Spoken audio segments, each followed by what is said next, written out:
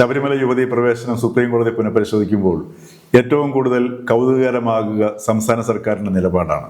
MV. Govindan master പറയുന്നത് പോലെ ജനാധിപത്യ മര്യാദ, സുപ്രീം കോടതി കാണുന്നത് പോലെ മതവിഷയം, അതുപോലെ തന്നെ ലിംഗനീതി, സാമൂഹ്യനീതി, മനുഷ്യാവകാശം എന്നീ കാഴ്ചകളിലൂടെ നോക്കിക്കഴിഞ്ഞാൽ ഒരു കാലത്തും ഈ വിഷയത്തിൽ ഒരു നിലപാട് ലഭ്യമാകില്ല.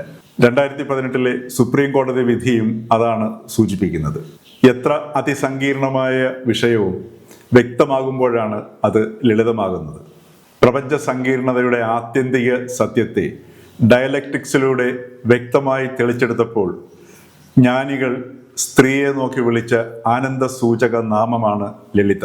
ശബരിമല സന്നിധാനത്തെക്കുറിച്ച് ആ വ്യക്തത വന്നു കഴിഞ്ഞാൽ ഒറ്റവരി നിലപാടിലൂടെ ശാന്തവും ലളിതവുമായി തീരാവുന്നതേ ഉള്ളൂ ഈ യുവതീ പ്രവേശന വിഷയം.